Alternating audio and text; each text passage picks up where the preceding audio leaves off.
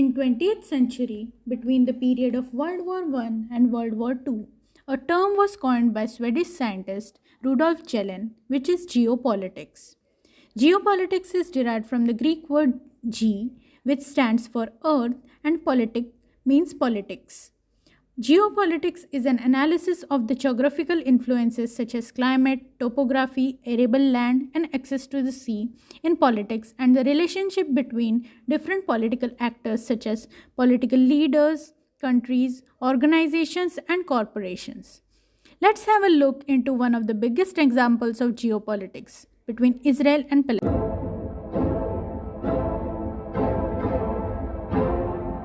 The biggest myth about the Israel Palestine conflict is that people think it is about ancient religious hatred. While religion is involved, the conflict is mostly about two groups of people who claim the same land. First, let us look back at where it all started. After World War I, the Ottoman Empire collapsed, and the British and the French empires took control of the Middle East. At first, they allowed Jewish immigration, but as more Jews arrived, the tensions between the Jews and the Arabs grew. In 1947, to end the sectarian violence between Arabs and Jews, the United Nations approved a plan to divide British Palestine into two separate states, one for Jews called Israel and one for Arabs called Palestine. While the city of Jerusalem, where Jews, Muslims, and Christians all have holy sites, was to become a special international zone. This plan was meant to give the Jews their state, establish Palestinian independence, and end the sectarian violence that the British could no longer control. The Jews accepted the plan and declared independence as Israel, but the Arabs saw the UN plan as just more colonialism trying to steal their land. Thus, many of the Arab states, who had just recently won independence themselves, declared war on Israel to establish a unified Arab Palestine. But the new state of Israel won the war, and in the process, they pushed well past their borders under the UN plan, taking the western half of Jerusalem and much of the land that was to have been part of Palestine. At the end of the war, Israel controlled all the territory except Gaza, which Egypt controlled, and the West Bank, which was controlled by Jordan. By 1978, the decades long Arab Israeli conflict ended. Now, around the 1980s, the Israelis started moving into the Palestinian territories. These people are called settlers that made their homes in the West Bank and Gaza. By the late 1980s, around the same time, a group of Palestinians in Gaza created Hamas, a violent extremist group dedicated to Israel's destruction. By the early 1990s, leaders from both sides signed the Oslo Accords. This was meant to be the big first step toward Israel maybe someday withdrawing from the Palestinian territories and allowing an independent Palestine. The Oslo Accords establishes the Palestinian Authority, allowing Palestinians a little bit of freedom to govern themselves in certain areas. Hardliners on both sides opposed the Oslo Accords, and more violence was caused to sabotage the process. This violence showed how the extremists on both sides can use violence to derail peace and keep a permanent conflict going as they seek the other side's destruction. For the Palestinians, negotiation didn't work.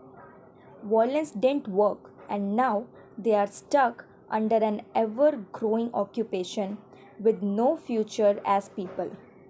By this year, Israel withdraws from Gaza, and Hamas gained power but splits from the Palestinian Authority in a short civil war, dividing Gaza from the west. The effect all this had on the environment was not even considered until recently. Now, let us look at the environmental issues faced by Palestine. Bank. Israel imposed a tight block.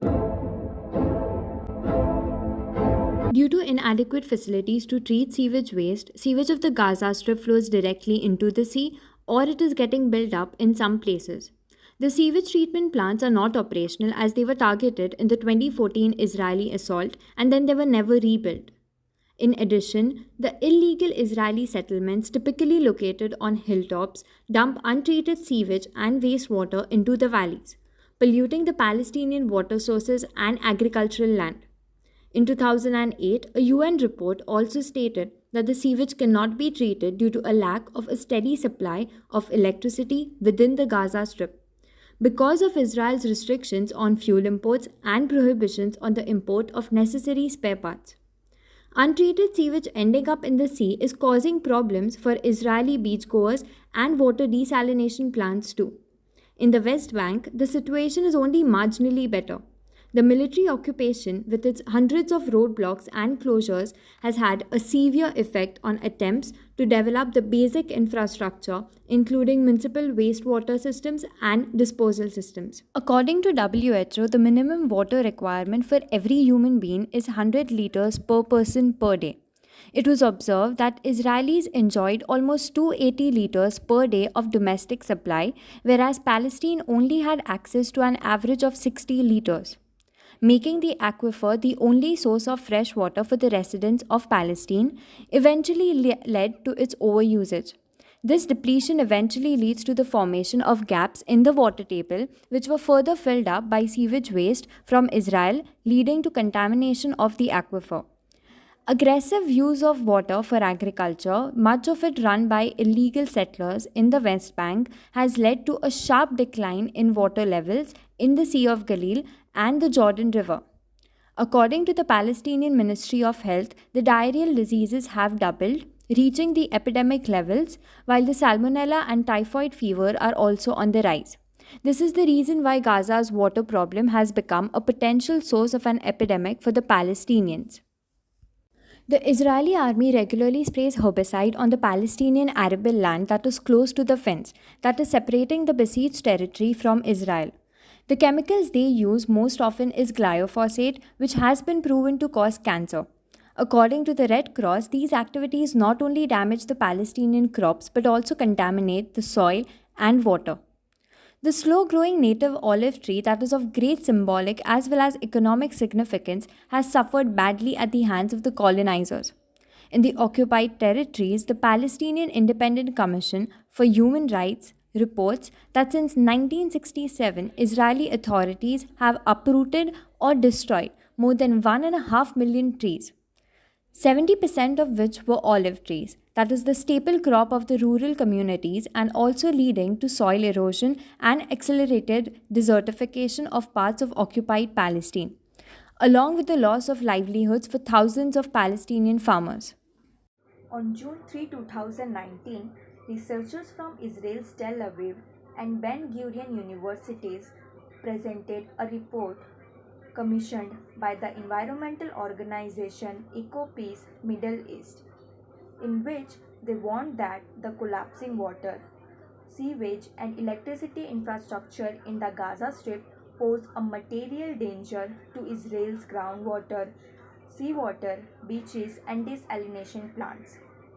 Thus, Gaza's growing humanitarian crisis is finally registering in Israel as a pressing problem requiring clear and immediate action. However, it is not the impact of the crisis on the population of Gaza that is sounding the alarm bells, but the potential environmental damage Gaza's growing misery may cause Israel.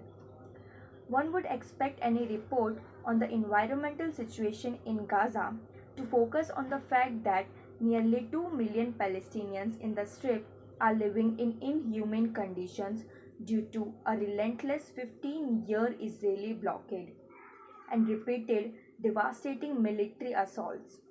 Instead, the report has implied that the residents are the solely responsible for the imminent environmental catastrophe in Gaza, which is threatening the security and well-being of Israeli citizens. Some Israeli newspapers have also presented the issue as a matter of national security. But what Israel has now identified as a national security problem is indeed a disaster of its own being. Countless reports by the United Nations and other organizations have documented in detail how and why the main culprit is Israel, its violent assaults on Gaza, and its merciless siege. That Israel, which prided itself on supposedly making the desert bloom, is responsible for a major environmental disaster in the same desert is hardly surprising. Given that it is a settler colonial project, the overexploitation of the colonized land to the detriment of the environment and the local population is naturally a part of its modus operandi. Israel will never achieve security, environmental or otherwise, as long as it continues to oppress the Palestinians, occupy their land, and ravage the environment. Israeli air, water, and overall environment will never be immune from the Israeli made disasters in occupied Palestine. Remember? So remember how for years untreated sewage flowed directly into the Gaza's water that was leading to an environmental disaster. It ruined one of the few affordable opportunities for swimming on the coastal strip for the people of Gaza. People from Gaza couldn't visit the beaches as their children would come back home with viruses and skin diseases. Though the summer of 2022 was much different, as the sewage treating facilities across the Palestinian enclave that was funded heavily by EcoPeace, that is an Israeli Jordanian Palestinian NGO, they are reducing pollution to its lowest rate in years. Gaza's Environment Quality and Water Authority, that was run by de facto rulers Hamas, said that the sewage dumped into the sea was now partially treated, that is, making 65% of their water at the beaches safe and clean. But is there really any hope left? Maybe, because if not for the Palestinians but themselves, Israel would have to put in some effort to make a better environment for living.